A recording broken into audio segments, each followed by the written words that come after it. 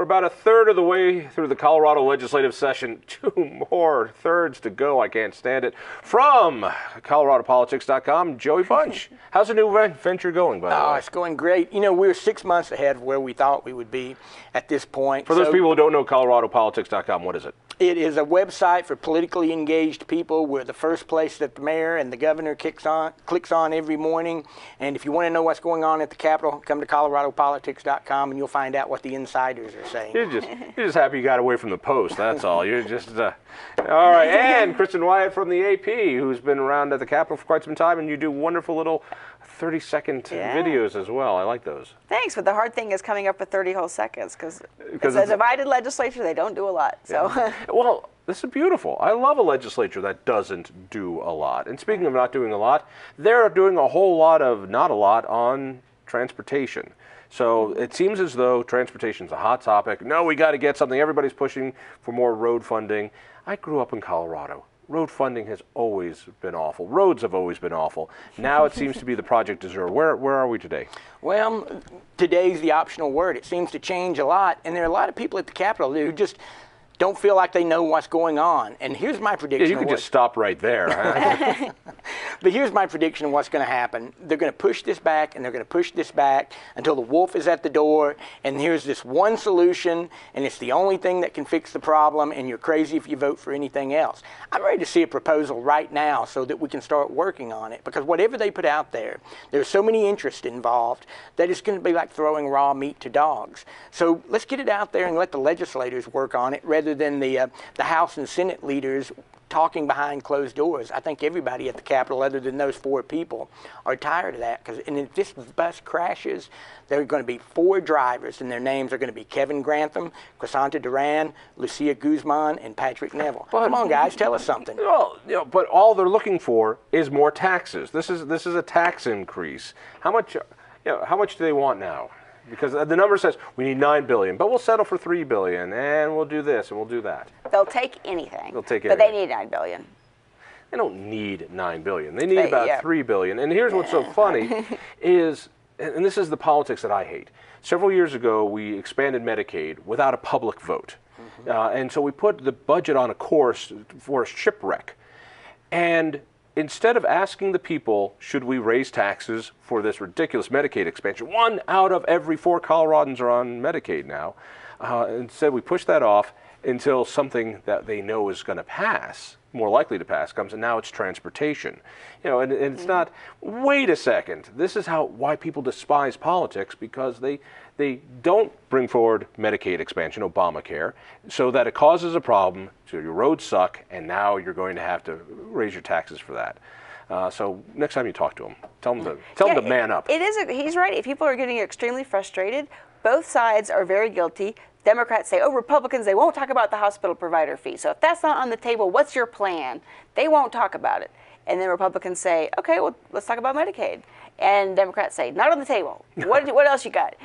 So both sides are doing that. They won't move off their sticking points, so we're going to be right where we are. But even if you're talking the hospital provider fee, you're still talking a tax increase. Sure. What you're going to say is, let's take the hospital provider fee, which is a tax, and put it off budget so people don't get the refunds, and then we can use those refunds. It's still more money.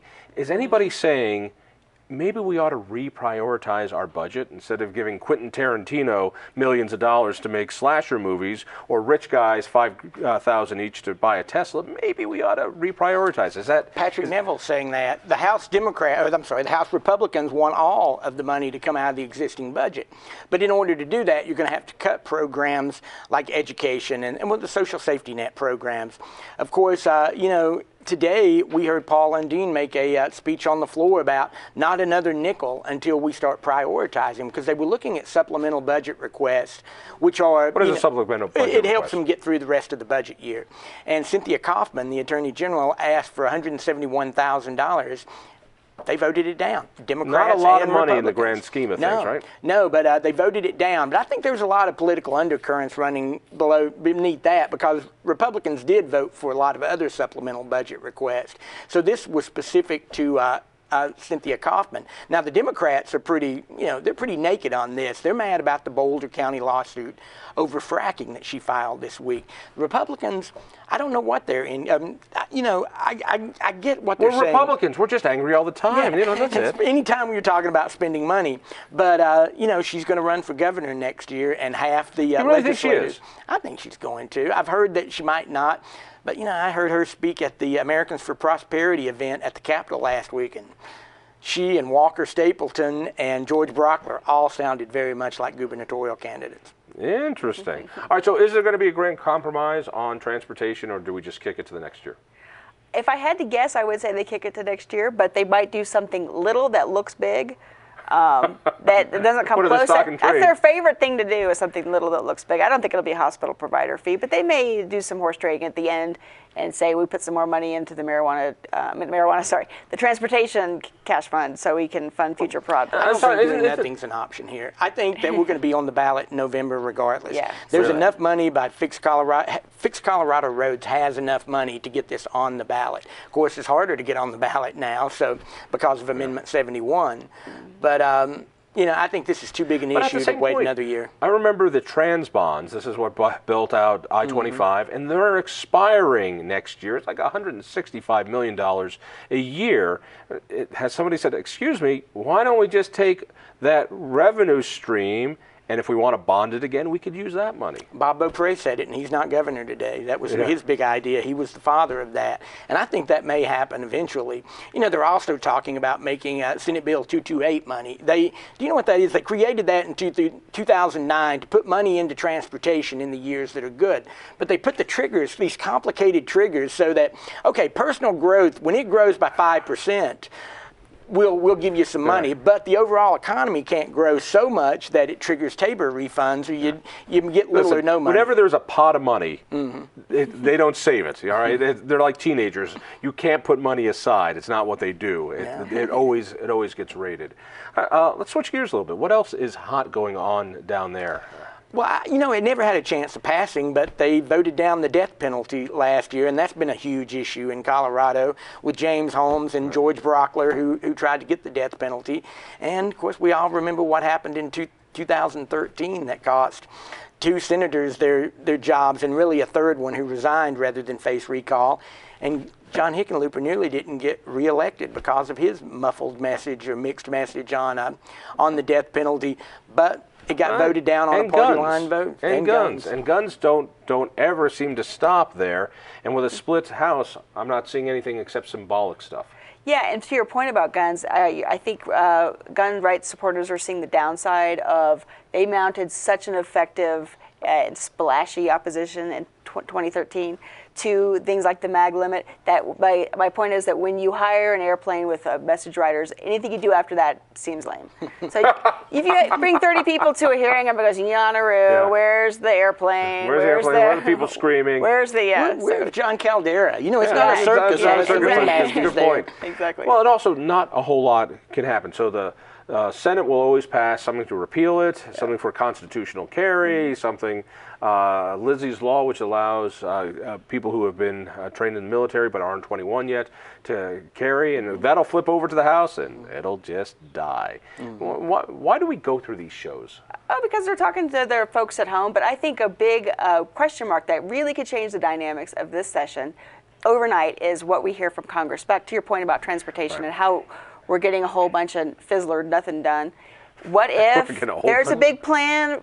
Trump has talked about a national infrastructure plan. What if there is some big plan and we receive some federal? That could really change the conversation really quickly. Today, House Republicans in Congress talked about to come up with some kind of replacement plan for Obamacare. That plan, by rumor, would include phasing out the Medicaid expansion money from the federal government that allows us to expand Medicaid in the first place, and that would be a huge bomb to all state governments, and every single state government, even if you didn't expand Medicaid, that will really change their budget conversation. Where I started with this saying that without a vote of the people, they expanded Medicaid here. Yeah. 1 out of every 4 of us, so assuming we're not on Medicaid, the 3 of us are supporting one other person who's now on Medicaid. It's just an obscene number. It's unsustainable. And now, next year, if nothing changes, the amount of money we get from the feds to keep this thing propped up begins to shrink down. So the state legislature is going to have to decide, well, we voted for this. What are we going to cut to do this? Or is something coming from Trump that's going to change that? If I know the Colorado legislature, like I know the Colorado legislature, I bet they're taking the bull by the horns on this one. I bet what they're saying is, listen, we've got to face this problem head on.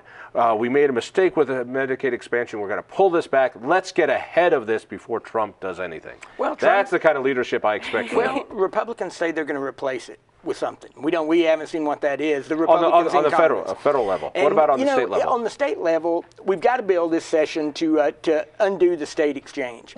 But then you're putting these people on the market to buy insurance. And then whatever they do in Washington next year, this year, take effect next year, then you're going to put those people in the market again for insurance on the federal exchange. And then when that goes away, you're going to put them in the market a third time for insurance. You know, it's not sustainable no matter what we do. You know, healthcare cost and people going to the emergency room for all their medical care, that's bad. Medicaid expansion, that's bad. I don't know where the winners are except for the people who are insured who didn't have insurance before. But the point being, when you make a promise that you can't pay for, and you use that as the excuse, and then instead of But government does that all the time. I know, it's just, but it's so... And it works. And it works. And it works. It's called deficit spending. Right. We'll continue to do it. Yeah, we're going to continue. We're going to not ask you for the things I know you'll say no to, like Medicaid expansion, so that it puts us in a box. So you will say yes to raising taxes, either for the kids, education, or for the roads. And for the last few times when they said for the kids, we said no, we're spending enough on the kids, or not. We're not getting what we're paying for. On the roads, I'm not convinced that if they come here with a tax increase for transportation, that people are going to go, yeah, finally, let's go ahead and pay it. And they're not convinced either. I mean, lawmakers aren't convinced, or they would be talking more publicly about what that looks like. Yeah. I think they are real anxious that whole caboodle will go down, and then they will have sacrificed their own careers for nothing. Sacrifice their career. No, the 90% level when they get reelected, I don't think they're risking a whole lot. Let's talk about some of the fun bills, because every year, you know, the big bill is long bill. That's the spending bill. We should care about that. That is the direction of government. That decides everything in the state, and we never cover it. You guys never cover it because it's boring as hell. But when it comes to things like a switchblade legalization bill, man, we want that, because you've been carrying a switchblade for as long as I've known you, and it's nice to be legal. Does something like that pass?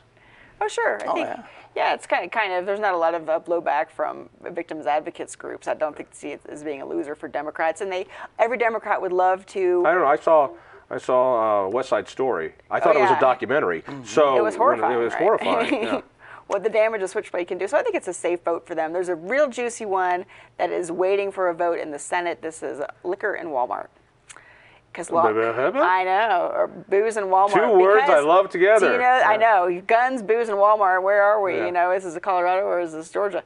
But no, the alcohol reforms that were passed last year to allow beer, wine, and liquor in grocery stores has a special caveat for like drugstores that how you qualify to sell alcohol if you're a drugstore. A lot of states. Drugstores do sell beer and wine and alcohol. And Walmart wants some changes so that they could be eligible under this too. But as you can imagine, anything involving alcohol in Walmart is juicy. And you know, the booze wars here are just incredible. Yeah. You know, so the grocery stores want more competition. Why am I guessing that as soon as they hear Walmart might be into that competition, they're going to be against that? I don't know. They worked together on the liquor bills last year. This afternoon, and I wish I could report to you how it came out, but they were debating chiropractors for animals. Yeah.